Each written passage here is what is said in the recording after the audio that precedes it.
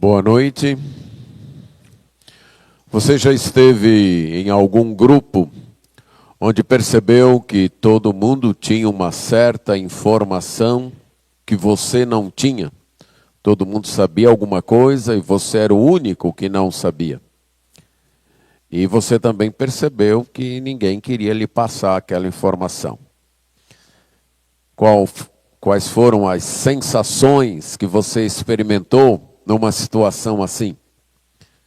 Primeiro, talvez, curiosidade, né? Uma certa até ansiedade em querer descobrir o que é que estão escondendo de mim. Por que não querem me passar esta informação?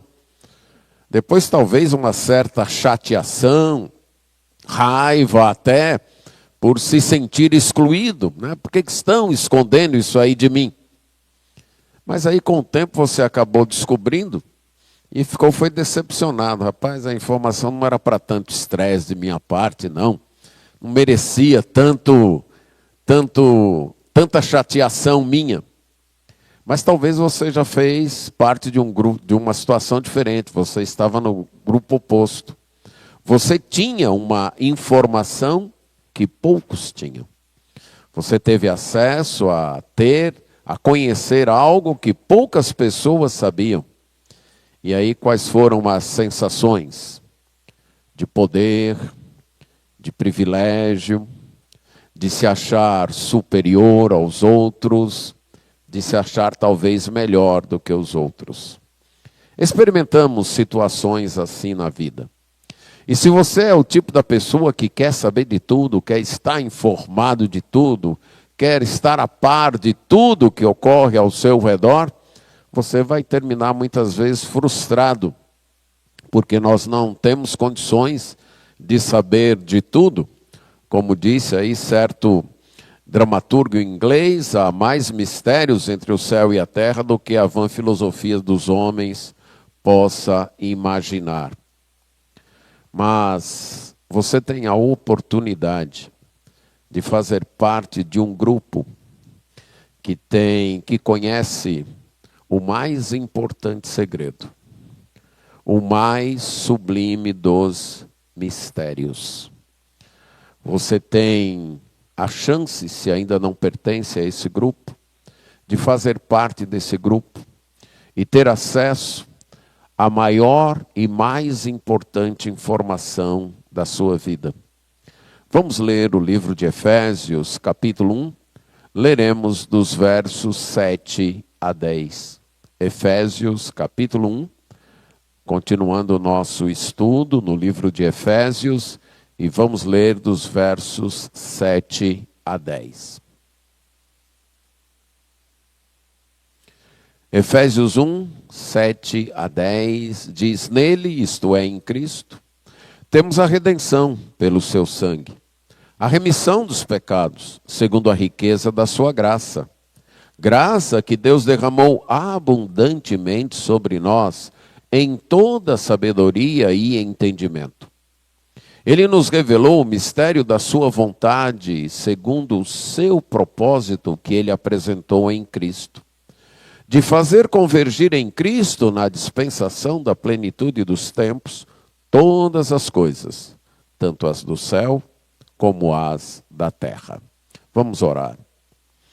Senhor, nós somos gratos por tua palavra e confessamos a nossa incompetência, incapacidade e até indisposição para entender, amar e viver esta palavra. Então suplicamos que graciosamente o teu Espírito Santo nos assista e opere estas realidades em nossa vida. Pedimos isto em nome de Jesus. Amém. Uma das bênçãos da salvação, uma das bênçãos concedida ao povo de Deus é o privilégio de conhecer o mistério revelado por Deus. O capítulo de Efésios, capítulo 1, dos versos 3 a 14, nós temos um hino composto pelo apóstolo Paulo, no qual ele louva a Deus pelas bênçãos da salvação que Deus tem concedido a este povo. Nesta carta, que o apóstolo, quando estava aprisionado em Roma, escreveu à igreja da cidade de Éfeso, igreja que ele havia fundado há mais ou menos 6 anos antes do seu aprisionamento e estadia na cidade de Roma, ele procura focar nessa carta o projeto redentor de Deus, que se manifesta atualmente através de sua igreja. E nesse hino, ele então alista as bênçãos que o povo de Deus tem por participar desse projeto redentor. Ele nos mostra como Deus nos escolheu em Cristo, lá na eternidade passada. Como Deus também nos predestinou para Ele. Como no tempo, no atual momento, Deus nos adotou em sua família, nos dando então a posse da alegria de desfrutar, de sermos filhos dele. Também ele nos conta como Deus nos resgatou, nos libertou do poder, da condenação e da culpa do pecado. Como Deus perdoou todos os nossos pecados. E agora, nestes versos que nós lemos, ele nos mostra que, além de fazer isso, Deus graciosamente nos revelou o seu plano para o futuro de sua criação. No verso 8, ele disse que esse Deus foi abundante em nos agraciar. Derramou a sua graça sobre nós de uma forma extrema, de uma forma muito generosa, nos dando então sabedoria e entendimento. Sabedoria e entendimento para quê? E aí ele vai dizer no verso 9, que é o verso que trataremos hoje à noite. Sabedoria e entendimento na revelação ou no desvendamento. Literalmente é no tornar conhecido, no nos informar, em divulgar para nós o mistério da sua vontade. Deus, então, usando pessoas, usando a sua palavra, como aparece em Romanos 16, 26, ele tornou conhecido a nós, ele nos informou, ele nos revelou o mistério da sua vontade. O que vem a ser mistério nas Escrituras? Nas Escrituras, a palavra mistério não fala de algum conhecimento, de algum segredo religioso, que apenas os iniciados naquela religião, ou aqueles que galgaram degraus mais altos na hierarquia daquela religião, podem saber. Não. Nas Escrituras, mistério não é isso. Neste sentido, o cristianismo não é uma religião de mistérios. Mas também, nas Escrituras, mistério não é algum conhecimento um tanto difícil, nebuloso, incompreensível, talvez até vago ou indefinido. Também não é isso, nas Escrituras, o que o termo mistério quer dizer. De fato, mistério na palavra de Deus fala de um conhecimento que é compreensível, mas que a mente humana, sem a assistência divina, não pode ter, não pode entender. É um mistério não no sentido de ser algo que está oculto e que você apenas com muito esforço e muita dedicação chega a descobrir. Não, não é isso. Mistério fala de algo que Deus ainda não tinha revelado e que agora soberanamente revelou. Era um conhecimento que é parte do seu plano redentor. Um conhecimento que é parte do Evangelho, mas que até então não tinha sido revelado, e Deus graciosamente revela. É uma verdade que pertence ao plano de Deus, que estava então em segredo, mas que Deus revelou através dos seus apóstolos e profetas. Quais seriam as evidências de que mistério realmente significa isso nas Escrituras? Como é que nós podemos então dizer que mistério na Bíblia tem esse significado? Vamos observar então alguns textos. A primeira vez que a palavra mistério vai acontecer ou vai ocorrer na Bíblia é no livro de Daniel, no capítulo 2, onde ela aparece aí em torno de mais ou menos 7 vezes. O contexto ali é do rei Nabucodonosor, que teve um sonho, e ele ficou muito perturbado com esse sonho que ele teve. E no outro dia ele reúne então os seus magos, os seus sábios, e ele faz 2 exigências. Eu quero que vocês me contem o sonho e me deem a interpretação. Só isso ele pediu, certo? Era só isso que ele queria dos magos. Que vocês me contem o que foi que eu sonhei essa noite. Eu sonhei, estou muito perturbado com esse sonho, vocês devem me contar o que foi que eu sonhei. E depois de me contar o que foi que eu sonhei, dar a interpretação. Evidentemente, os magos sabiam que dar a interpretação, tudo bem. Agora, contar o que o rei sonhou, aí já é outra história. Nós não podemos fazer isso. Mas os magos começaram a tentar enrolar o rei Nabucodonosor, tentar ganhar tempo. Como aquele aluno que não estudou, e o professor faz uma pergunta, e ele fica enrolando aqui, enrolando ali, nem diz que não sabe, mas também não responde a pergunta. Assim foram os magos. Só que Nabucodonosor não era qualquer professor. Ele simplesmente era o monarca absoluto do maior império da época. Aí ele diz, olha, eu estou percebendo que vocês estão tentando me enrolar, viu? Estou percebendo que vocês estão tentando ganhar tempo. Ou vocês contam o que eu sonhei, ou vão morrer.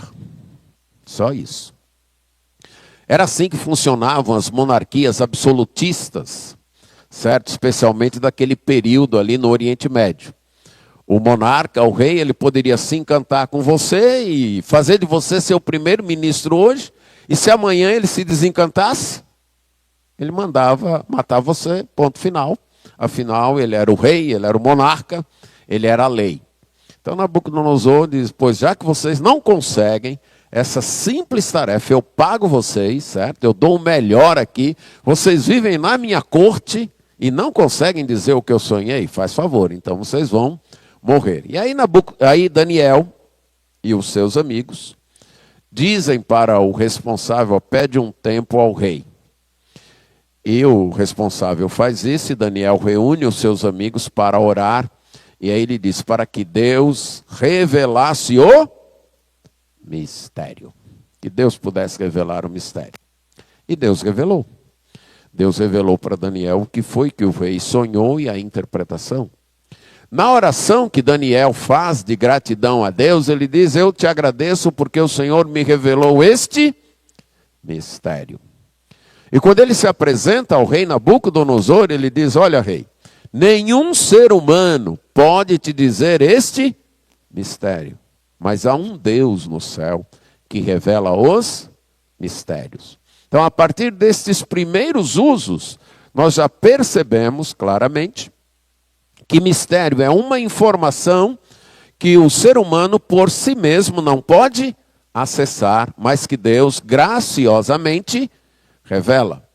E naquela ocasião, o mistério era o sonho de Nabucodonosor, que tratava exatamente do plano restaurador de Deus. Deus revelou ao profeta Daniel como ele estava dirigindo a história desse mundo.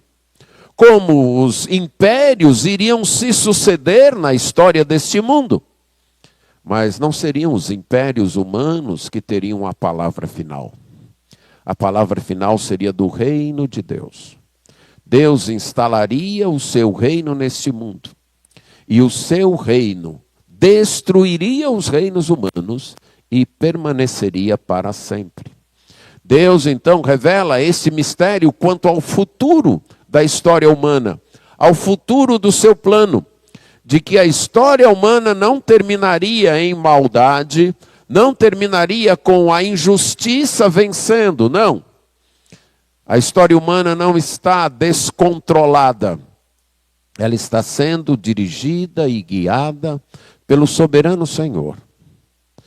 Impérios e governos humanos irão se suceder, mas no final, o reino de Deus vai prevalecer e será instalado neste mundo.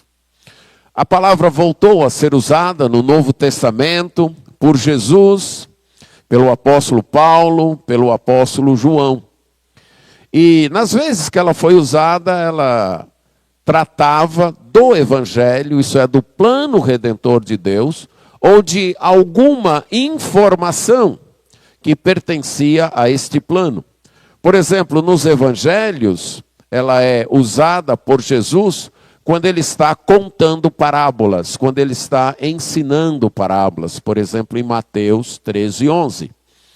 E que os discípulos perguntam o que significa as parábolas. E Jesus então responde assim: a vocês é concedido conhecer os mistérios, ou o mistério do reino de Deus. Aos outros a gente fala por parábolas, mas vocês têm a oportunidade de conhecer o mistério do reino de Deus. E qual seria esse mistério? Que na pessoa de Jesus, um rei rejeitado, um rei sem aparência de rei, um humilde galileu de Nazaré, um rabi que não conseguiu chegar ao poder e nem tentou chegar ao poder político e militar, que nessa pessoa aparentemente fraca, aparentemente humilde, desprezada, que nessa pessoa e naquilo que ela estava fazendo, o reino de Deus estava chegando. Que era exatamente na pessoa de Jesus que o reino de Deus se fazia presente e iria se instalar no mundo. Não através de um movimento militar e poderoso, mas através de um ato de amor que se doava para morrer numa cruz e pagar pelo pecado do seu povo. Através de um ato de humildade que se dispunha não a ser servido, mas a servir e dar a sua vida em resgate de muitos. Através disso, dessa maneira inesperada, dessa maneira não imaginada, até pelos seus próprios discípulos, o reino de Deus se fazia presente. Mas outra evidência de que a palavra mistério se refere ao evangelho, nós podemos encontrar no livro de Romanos, uma outra carta escrita pelo apóstolo Paulo, no capítulo 16, quando ele está encerrando a carta, ele também faz uma doxologia, isto é, ele também escreve um louvor, uma espécie de hino a Deus, louvando a Deus. E aí no capítulo 16, versos 25 e 26, ele diz o seguinte: ora, ao Deus que é poderoso para confirmar vocês, segundo o meu evangelho e a pregação de Jesus Cristo, conforme a revelação do mistério, guardado em silêncio desde os tempos eternos, e que agora tornou-se manifesto e foi dado a conhecer por meio das escrituras proféticas, segundo o mandamento do Deus eterno, para obediência da fé entre todas as nações, a esse Deus único e sábio, seja dada glória por meio de Jesus Cristo para sempre. Amém. O apóstolo então liga aqui um mistério que foi revelado a evangelho e a pregação de Jesus Cristo. Ele está falando desse Deus que é poderoso para confirmar os seus leitores neste evangelho, nestas boas novas, nestas boas notícias, que proclamam que em Cristo Jesus, Deus agiu para salvar o seu povo. Deus está agindo para cumprir o seu plano de restaurar sua criação. Este é o evangelho, esta é a pregação de Jesus Cristo. E esse evangelho e esta pregação conforme a revelação do mistério. Esta verdade de Deus então foi revelada. Ele diz, esta verdade, este mistério, esteve guardado em silêncio, esteve oculto desde os tempos eternos. Mas agora ele foi manifestado. Agora ele foi revelado, agora ele foi declarado por meio das escrituras proféticas, por meio da palavra de Deus, por meio da Bíblia, o escrito dos profetas. Isso conforme a ordem, segundo o mandamento do Deus eterno. E esse mistério tem como alvo a obediência da fé entre todas as nações.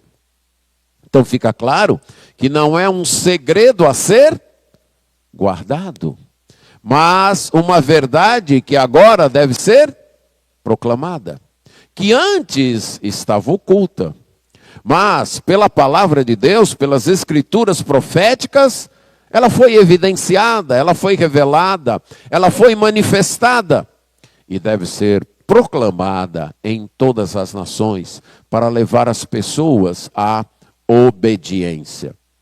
No próprio livro de Efésios, no capítulo 6, verso 19, o apóstolo Paulo, tratando da armadura de Deus, quando ele encerra esta parte, ele desafia os seus leitores a orarem. E no verso 19 de Efésios, capítulo 6, ele diz, e orem também por mim, para que no abrir da minha boca, me seja dada a palavra para com ousadia tornar conhecido o mistério do Evangelho. Exatamente o Evangelho. Ele diz, orem por mim, porque eu quero falar, eu quero anunciar a palavra de Deus, eu estou preso, mas eu quero continuar proclamando a palavra de Deus. Orem por mim para que eu tenha a ousadia para, ao falar, tornar conhecido o mistério do Evangelho. Quando escreveu a primeira carta aos Coríntios, no capítulo 2, versos 1 a 7, ele fala exatamente também desse mistério. E que esse mistério é Jesus Cristo crucificado. Através de um Messias crucificado, através de um Messias que diante dos tribunais humanos foi condenado como um criminoso, Deus manifesta a sua sabedoria. Deus manifesta o meio de salvar. Através de um Messias que aparentemente era fraco, que foi preso, condenado e morto, Deus mostra o poder da sua salvação. Este então é o mistério a ser proclamado então pela igreja, mistério revelado aos profetas e apóstolos, como o apóstolo diz no capítulo 3 de Efésios, dos versos 3 a 6, mas que agora deve ser proclamado. É o mesmo mistério da piedade que ele falou lá em 1 Timóteo capítulo 3, verso 16, que fala da encarnação, da morte, ressurreição e glorificação do Senhor Jesus Cristo.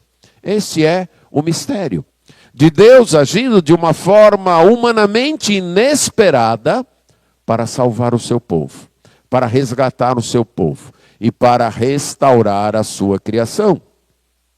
Há outras partes ou verdades neste mistério. Por exemplo, em 1 Coríntios 15, 51, quando o apóstolo então está tratando da ressurreição dos salvos em Cristo, ele diz, e eis que vos digo um mistério. E qual é? Nem todos vamos morrer, ou nem todos dormiremos, mas transformados seremos todos. Então ele está aqui colocando uma informação nova, uma informação que antes não havia sido declarada, que na volta do Senhor Jesus Cristo para arrebatar o seu povo, nem todos os do povo de Deus estarão mortos, alguns estarão vivos, mas todos serão transformados. Em Romanos capítulo 11, verso 25, ele também menciona um mistério. E o mistério ali é a rejeição ou o endurecimento parcial e temporário do povo de Israel, do povo judeu. Povo que até hoje não reconhece o Senhor Jesus como seu Messias. Tem mantido o seu coração endurecido e tem rejeitado esta verdade, tem rejeitado esse evangelho. Mas o apóstolo diz, eu digo um mistério para vocês, isso não vai ser para sempre. Um dia, Deus vai tratar novamente com esse povo e eles vão reconhecer em Jesus Cristo o seu Messias, o seu Salvador. No livro de Efésios, capítulo 3, versos 3 a 6, e Colossenses, capítulo 1, versos 26 a 27, o apóstolo menciona que outro mistério é a igreja, o povo atual de Deus. A igreja como um grupo formado por gentios, isto é, não judeus, e judeus, o povo da antiga aliança. A igreja, então, era um mistério, não tinha sido revelado. Mas agora estava sendo revelado que Deus está se manifestando e agindo e dirigindo o seu projeto eterno, o seu projeto redentor nesta dispensação através da igreja, que também é um mistério que antes estivera oculto e que agora foi revelado. Mas e aqui em Efésios 1, verso 9, nós temos uma verdade semelhante àquela de Daniel, que vai ser declarada aí no verso 10. Qual é o mistério? O mistério é que Deus vai fazer convergir na dispensação da plenitude dos tempos todas as coisas, tanto as do céu como a da terra. Esse versículo 10, nós iremos tratar numa outra pregação, mas apenas indicando que esse é o mistério que Paulo diz que Deus está nos revelando aqui. Que a história vai terminar com a restauração de todas as coisas. Na maioria das vezes, nós pensamos na salvação como algo individual e celestial. É assim, para algumas pessoas, talvez para a maior parte, ser salvo é, quando morrer, sua alma ir para o céu e ponto final. Isto é salvação. A Bíblia diz que não é só isso. É isso também, mas não só. Que nossa estadia no céu, como almas desencarnadas, desencorpadas, é apenas por um tempo. Não é para sempre. Que vai haver uma ressurreição física, uma ressurreição corporal, que vamos ter um novo corpo, um corpo transformado, um corpo sem as marcas do pecado, um corpo sem o domínio e a presença do pecado, e que vamos morar aqui, num novo céu e numa nova terra. Salvação, no final, não são os salvos indo para o céu, mas é Deus vindo morar com os salvos na terra. Os últimos capítulos de Apocalipse deixam isso bem claro. A nova Jerusalém desce do céu à terra e Deus vem habitar com os seus, com o seu povo. Essa é a salvação final. No atual momento, se morrermos antes da volta de Cristo, nosso corpo será sepultado e nossa alma irá ficar lá no céu, como diz Apocalipse capítulo 6. Mas não para sempre. Deus criou o ser humano, corpo e alma. E Deus vai restaurar o ser humano, corpo e alma. E Deus também vai restaurar a sua criação. Vai fazer uma recriação. Vai fazer tudo novo. E nesse novo mundo, nessa nova criação, o povo de Deus viverá para sempre, corpo e alma, na presença de Deus, de modo perfeito, sem choro, sem dor, sem doença, sem morte, sem problema. Deus vai restaurar todas as coisas em Cristo.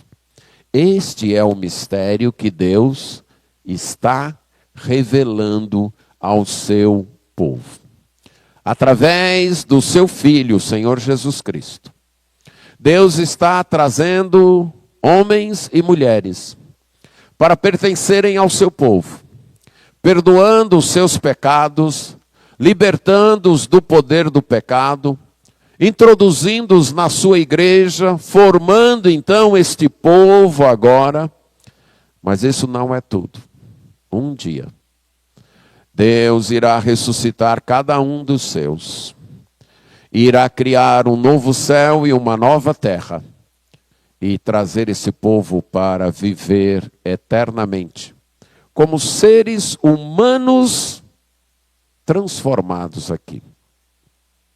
Um conceito que muitas vezes é passado é que seremos anjos. Não.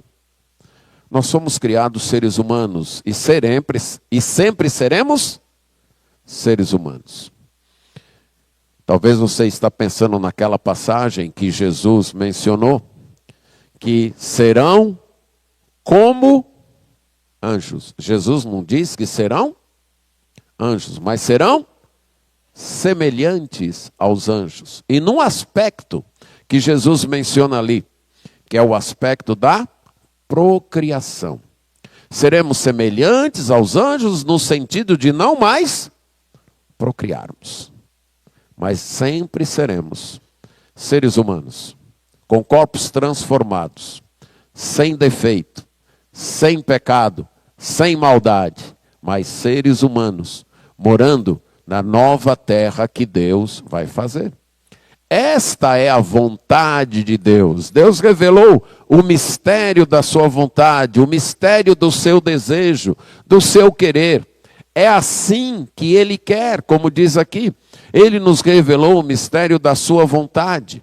O mistério, então, daquilo que Ele quer.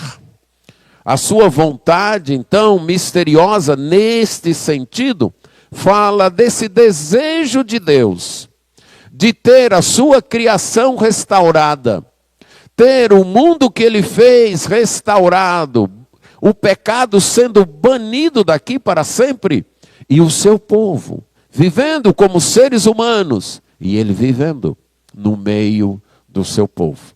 Ele sendo adorado pelo seu povo, recebendo o serviço e adoração do seu povo. Deus nos tem revelado que esta é a sua vontade. Você já quis saber a vontade de alguém? Já? Já teve vontade de saber a vontade de alguém? Né? Muitas vezes você tem talvez você lembre do tempo, aqueles aqui que são mais experimentados na vida, o tempo que namoravam, e estavam apaixonados, e ali um ao lado do outro, e você disse, eu daria 1 milhão para saber o que você está pensando. Isso aconteceu aí com vocês, né? Eu daria 1 milhão para saber o que você estava pensando. A vontade de saber o que o outro está pensando. E nem sempre o outro nos diz o que ele está pensando. Algumas vezes parece que tem até prazer em não dizer o que está pensando. Quer torturar, pois vai morrer sem saber o que eu estou pensando. Deus quis revelar para nós qual é a sua vontade. Ele disse, quanto a isso, eu não quero ter segredo com vocês.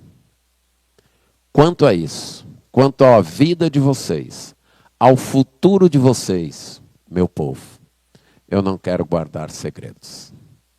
Eu quero revelar a minha vontade. Eu quero que vocês saibam o que eu penso, o que eu planejei e o que eu estou executando para vocês. Que privilégio. Não merecemos. Eu diria até que nem estávamos interessados, de modo geral, em saber a vontade de Deus. Mas graciosamente, Ele revelou. não apenas revelou, como o apóstolo diz, através das Escrituras, como nos deu, no verso anterior, verso 8, a sabedoria e o entendimento para compreendermos, para entendermos este mistério. Ele comunicou, ele revelou através de sua palavra, mas também ele agiu em nossa mente para que compreendêssemos este mistério. Que Deus! Como disse Isaías, nunca se ouviu, nunca se viu um Deus que trabalha para aqueles que nele esperam. Não há outro Deus como o nosso Deus. Não apenas em poder, não apenas em majestade, mas também em humildade de abrir o coração dele para nós. Quanto a isso, este é o nosso Deus. E por que ele fez isso? A segunda parte do versículo, então, vai dizer que a razão de Deus ter revelado o seu mistério, o mistério da sua vontade, foi a satisfação que propôs em Cristo. A palavra que a maioria das versões traz aí é segundo o seu beneplácito que propusera em Cristo. A palavra beneplácito fala do bem-querer. Eu acho, procurando uma tradução, as próprias versões têm problemas nisso, para mim é satisfação. Foi a melhor, a mais próxima que eu achei para essa ideia de beneplácito. Deus fez isso porque isso lhe satisfaz. Ele não foi pressionado, ele não foi coagido, ele não foi obrigado a fazer isso. Ele nem precisava fazer isso. Mas porque ele tem prazer em ser gracioso. Ele tem prazer, ele tem satisfação em compartilhar com o seu povo o seu plano. Em não deixar o seu povo no escuro. Em não deixar o seu povo inseguro. Por essa satisfação que ele tem, ele compartilhou esse mistério. Ele revelou esse mistério. Foi por satisfação, por deleite, por prazer que Deus fez isso. Podemos ilustrar com um pai que tem um filho. E ele decide que esse filho vai caminhar numa vocação que vai abençoar muitas pessoas, que vai fazer o bem a muitas pessoas. Por exemplo, vai ser médico, e eu quero que você seja um médico cirurgião para salvar vidas em perigo. E aí o pai diz, vai levando o filho a isso. E o pai antecipadamente sabe que o filho vai passar por certos sofrimentos, certos momentos de estresse, de ansiedade, de ter que estudar muito, de talvez ter que vir à noite estudando, mas vai ter que passar no vestibular.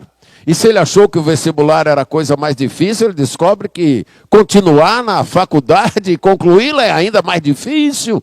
E aí quando ele terminou, tem residência disso, até que o filho se torna.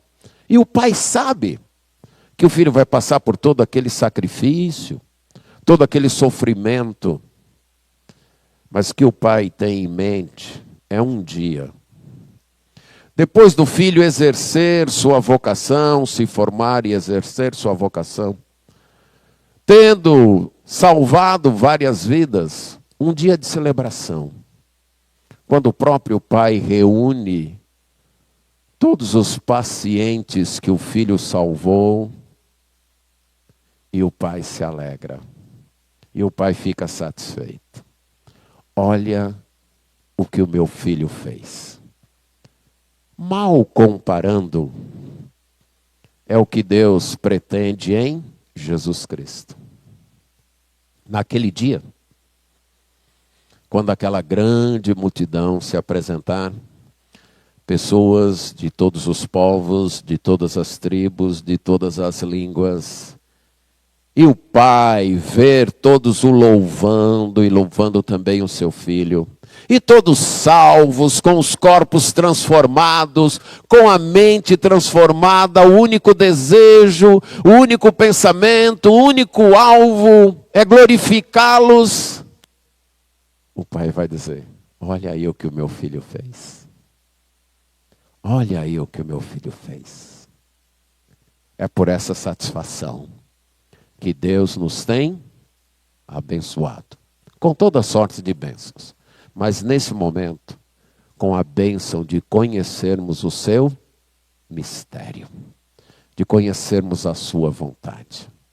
É por causa do Filho e da satisfação e prazer que ele e o Filho terão em ver uma multidão sem conta de pessoas alcançadas e salvas.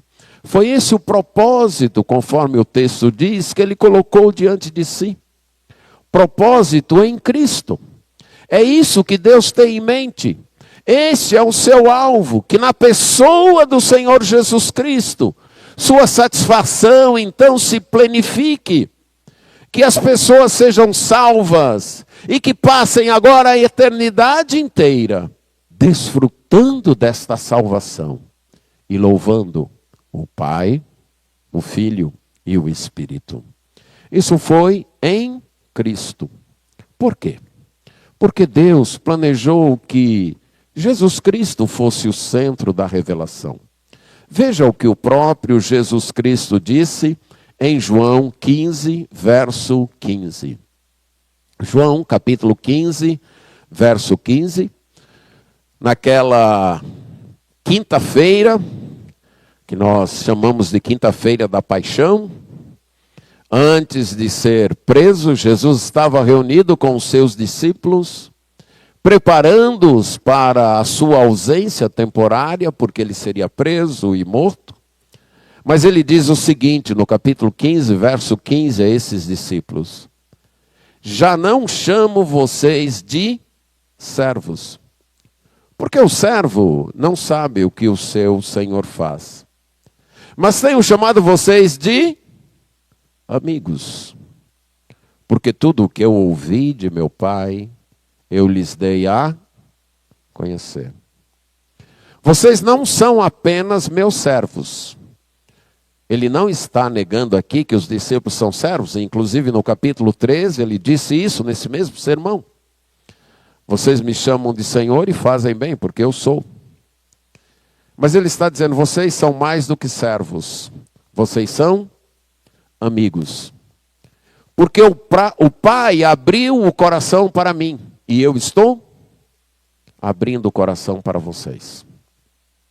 Naquilo que concerne ao plano de Deus, ao plano restaurador de Deus, à vontade de Deus para a vida de vocês, eu não tenho segredos. Jesus está dizendo, eu estou contando. O que o Pai me contou, eu estou contando a vocês. Então esse projeto de Deus de revelar o seu mistério, acontece através da pessoa do Senhor Jesus Cristo. Ele é o agente desta revelação de Deus. E também no capítulo 17, na oração sacerdotal que Jesus fez naquela mesma noite, depois de ter falado com os discípulos, ele falou com o Pai. Esta oração está em todo o capítulo 17 de João. Mas no verso 26, ele diz o seguinte: eu lhes fiz conhecer o teu nome, e ainda o farei conhecer, a fim de que o amor com que me amaste esteja neles e eu neles esteja.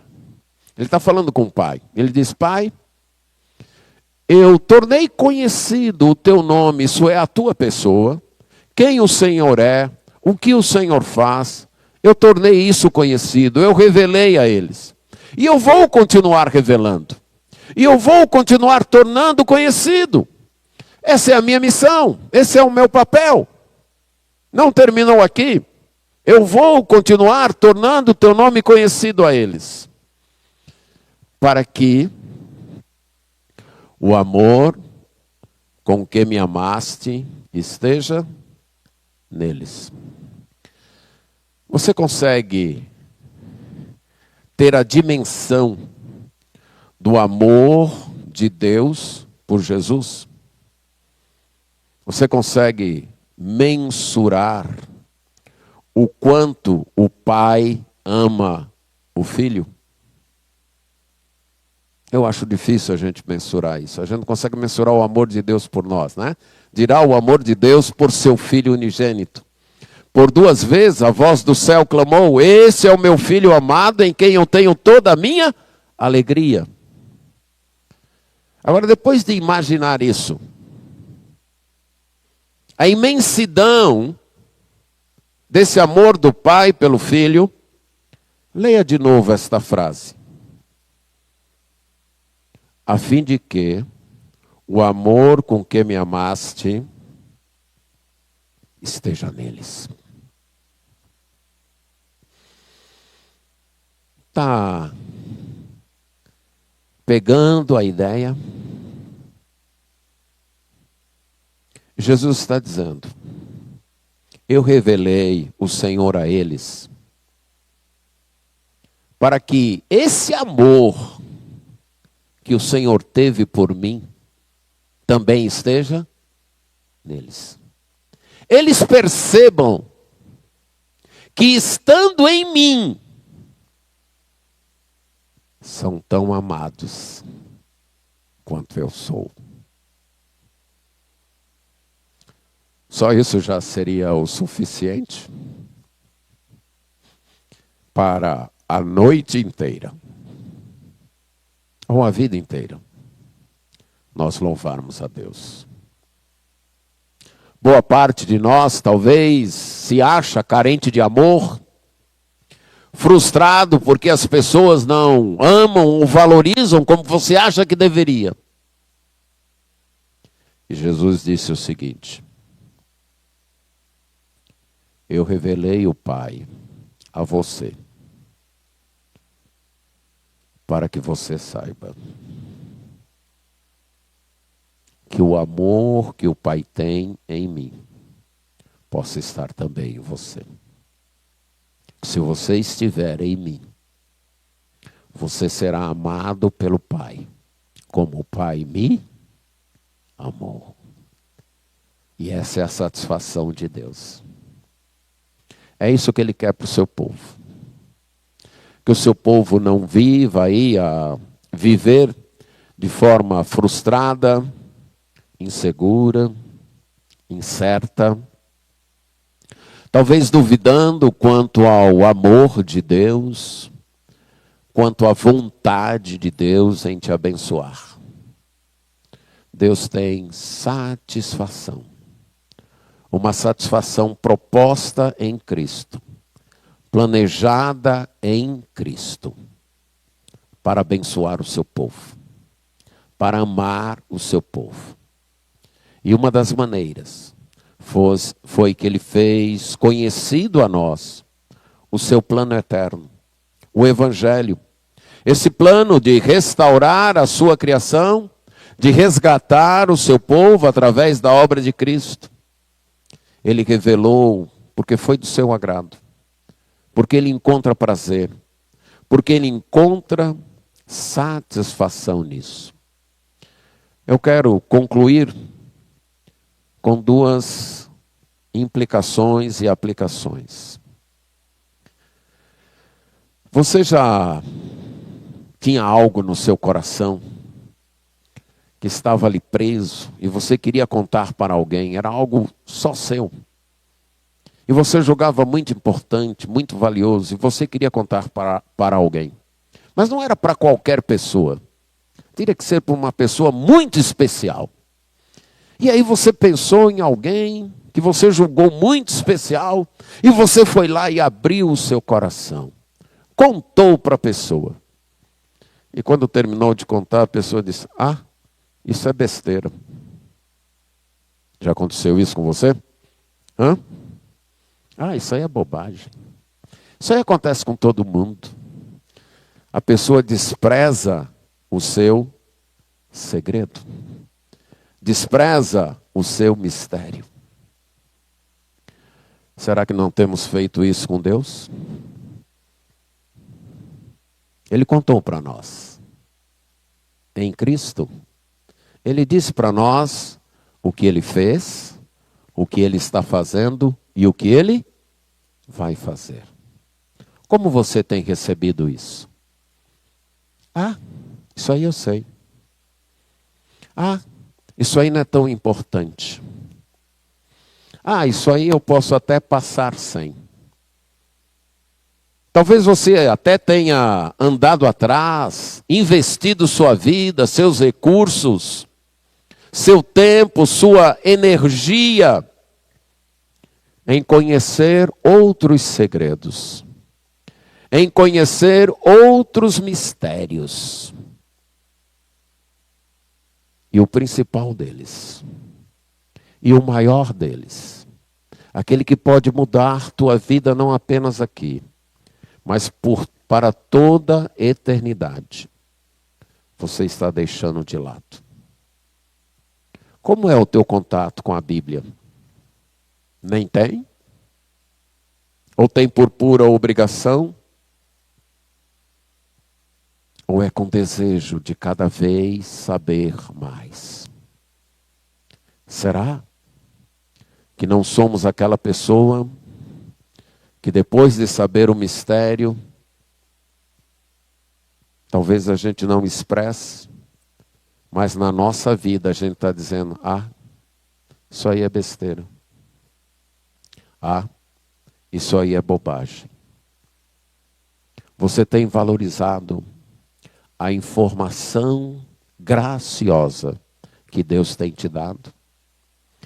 Segundo lugar, se você recebesse uma informação privilegiada, uma informação que daria um up muito grande na tua vida em todas as áreas.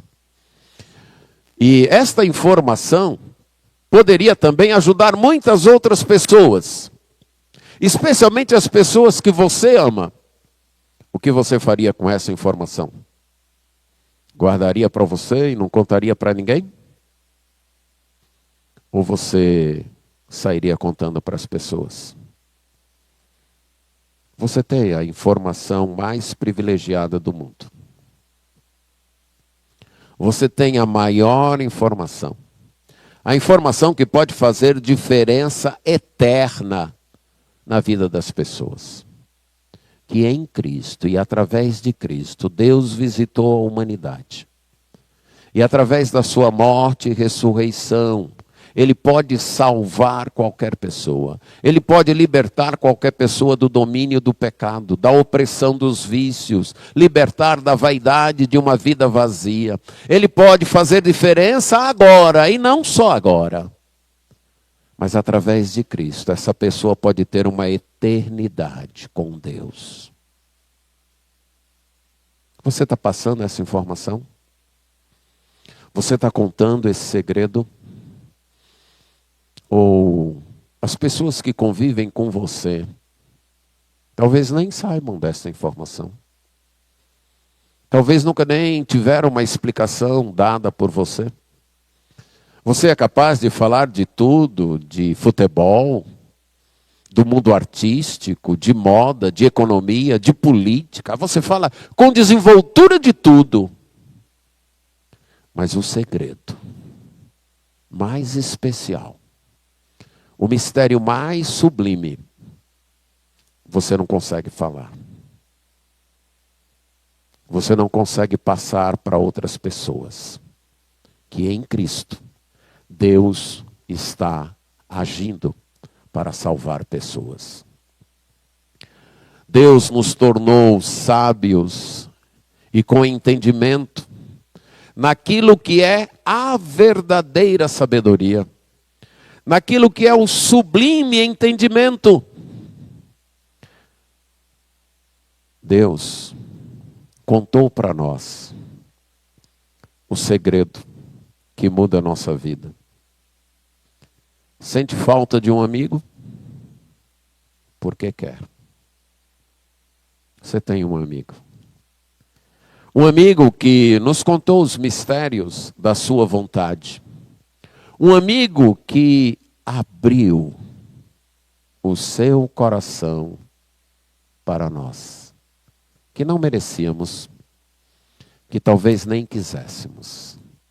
Mas Deus, graciosamente em Cristo, nos contou que Ele escolheu os seus antes da fundação do mundo, que Ele os predestinou para que se tornassem seus filhos, que Ele os resgatou do poder do pecado, que Ele perdoou todos os seus pecados e que Ele, em Cristo, vai restaurar todas as coisas e terá um mundo novo, com esse povo novo e transformado, morando com Ele para sempre. Que este segredo faça diferença em nossa vida e que este segredo seja contado por nós a outros. Que este segredo, que o fato de sabermos disso, que Deus revelou este segredo a nós, nos faça fazer como fez o apóstolo Paulo. Bendito seja Deus. Amém.